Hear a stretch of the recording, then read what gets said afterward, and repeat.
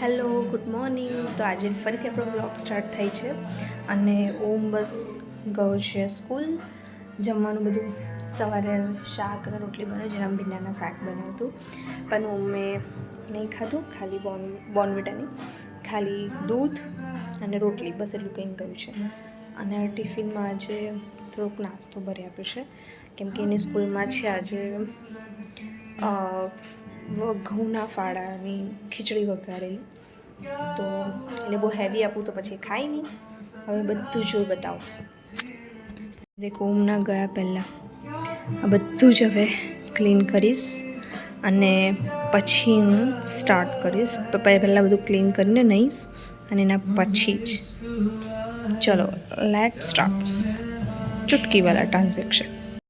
Hello, તો હવે થઈ ગયા છે 7:30 અને જેનું અમને બહુ જ બધા ટાઈમથી બધાને એનો ઇંતજાર હતો, એ વસ્તુ આવી ગઈ છે બેન્ચ, જે ક્લાસીસ માટે મેં મારા સ્ટુડન્ટ્સને દર વીક કહું કે આવવાની છે અને ફાઇનલી હવે આવી ગઈ છે. તો અમને એટલી બધી નથી આવી, ખાલી 2 બેન્ચ આવી છે. કેમ કે જેની જોડે અમે લીધી છે એની જોડે વધારે બેન્ચ નથી. અમને કીધું કે નેક્સ્ટ વીક સુધી આઈ વિલ ટ્રાય કે મળે તમને, તો અમે તમને આપીશું. અને ત્યારે 2 બેન્ચ છે, તો 2 બેન્ચ બી કાપી છે, તો આવે એટલે તમને વિડીયો બનાવી છે. ઓમની ફર્સ્ટ બુક છે, જેનામાં એને બહુ સારી રીતે લખ્યું છે. તો ફર્સ્ટ એને આ કલર્સ કરાવડાયું છે અને આ સ્ટેન્ડિંગ લાઈનનું જે હોમવર્ક છે આજે કમ્પ્લીટ કરવાનું છે.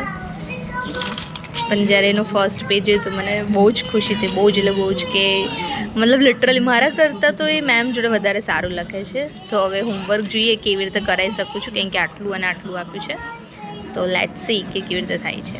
અધરવાઇઝ એની આ પેન્સિલ કંટ્રોલ બુક તો એને આખી અડધા ઉપર તો એને જાતે જ એને કરી છે પેન્સિલ કંટ્રોલની. તો લેટ્સ એના અત્યારે તો રમે છે. જો હવે એની જાતે થોડુંક લખવાનો ટ્રાય કરે છે. Very good. આ કરો તો ફટાફટ, જલ્દી આ કરને, મેમ ઓનલાઈન છે તારા. આ કર દે હેડ. ઓમો આયરું બેટા, આયરું.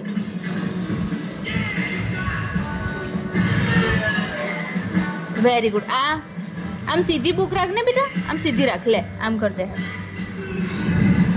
જો પાછી. હા, કરો. Very good. બસ, વેરી ગુડ. High five. આવી ગયો.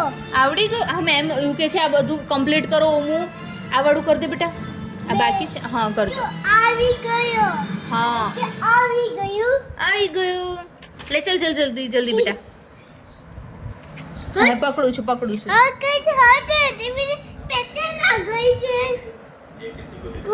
કોણ આવે? એ આ ગયો. Very good. હા આઈ ગયું. હા, મેમ તને જોવે છે. હા, આ વાળું કર દે. આઈ ગયો. હા, વેરી ગુડ. આ વાળું કરો. હા, આ વાળું કરી દો. પછી આ વાળું કરો. કલર થોડો કલર. હા, જાતે લો. આ નહીં બોલતી. હેડો કરો. આ કઈ ગયું.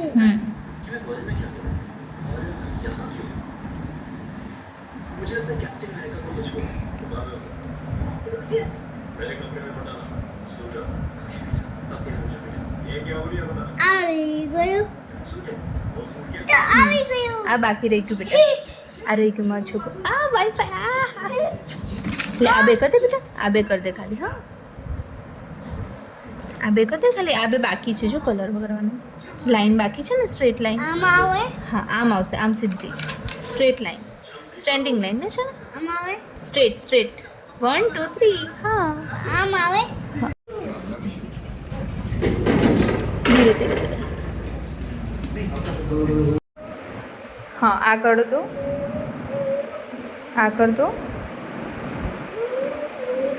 તો હવે થઈ ગયા છે 9:30 અને ઓમ ગયું છે એના નાનીના ઘરે, કે મારી જોડે હોમવર્ક નહીં કરે. મેં નાનીના ઘરે જઈને હોમવર્ક એક પેજ લખ્યું હતું, પણ બીજું પેજ નહીં લખ્યું, અડધું લખ્યું. હવે હું મેં એકવાર એવો ટ્રાય કર્યો કે જે અમુક પેરેન્ટ્સ છે પોતાના છોકરાને બચાવવા માટે કે હોમવર્ક લેફ્ટ હેન્ડથી લખીને પછી એને બચાવી શકું છું. પછી મને થયું કે આ પછી એને એક આદત બની જશે કે કંઈ નહીં, હોમવર્ક મેં નહીં કરું અને મમ્મી તો કરી જ લેશે. એટલે પછી બધું જ રફ કરી દીધું. જે પેન્સિલથી મેં લખ્યું તો બધું રફ કર્યું અને મેં તો ભલે મારી જોડે નહીં તો નાનીના થઈ જઈને બી હજી નાનું છે ને આખો દિવસે ઘરમાં ને ઘરમાં રહે છે, મને બહાર નહીં જવા દીધી રમવા, કેમ કે એ નાનું છે ને એના લીધે એનાથી મોટા છોકરાઓને મતલબ કંઈ હાથ વાગી જાય તો પછી ખોટું ઇસ્યુ થાય. એના કરતાં બેટર છે ઘરમાં ભલે રમે. તો અત્યારે બસ નાનીના ઘરે જવું છે એવી જીદ કરતું તો કે મેં ત્યાં જઈને લખીશ, મને બુક્સ બધી ફેરવ. તો બધી ઘરની બુક્સ છે, એના સ્કૂલની બુક્સ છે, બધી બુક્સ લઈને ગયો અને બેગ પેક કરીને બે ગયા છે હોમવર્ક કરવા માટે.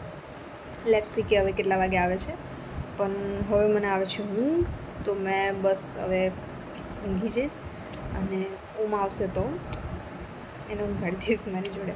પણ હા, એટલું પેરેન્ટ્સ કે છે ને, તમે તમારા છોકરાને જો પહેલેથી એવી આદત પડાવશો ને કે કંઈ નહીં, મારો છોકરાને ટીચરથી શાબાશી મળે એના માટે હું એનું હોમવર્ક કરે, તો તમે સૌથી પહેલી મોટી ભૂલ એ જ કરો છો. અમુક પેરેન્ટ્સો છે જેના છોકરાઓના પ્રોજેક્ટ્સ હોય કે ચાર્ટ બનાવવાનું હોય, કંઈ બી વસ્તુ હોય તો એ લોકો હેલ્પ કરતા રહે છે. પણ એ લોકો હેલ્પ નથી કરતા હોતા, એમના છોકરાને જે સ્કિલ આગળ વધવી જોઈએ એને કટ કરે છે કે મારા છોકરાને બસ શાબાશી મળવી જોઈએ. એના ચક્કરમાં છોકરું પછી જ્યારે કંઈક નવું વિચારી નહીં શકતો, એ ડિપેન્ડ થઈ જાય છે બીજા ઉપર. એટલે હું બસ ખાલી એટલું કહીશ કે જો તમારું નાનું છોકરું હોય અને જે ના લખતું હોય ને, ઇટ્સ ઓકે, ના લખવા દેશો. 1 દિવસ, 2 દિવસ, 3 દિવસ, ચોથા દિવસ એના ટીચર એને સામેથી ખકડાઈને લખાવશે. એટલે પણ એ આદત ના રાખતા કે એને હોમવર્ક નથી કર્યું તો તમે હોમવર્ક કરો, એ સૌથી ખરાબ આદત છે.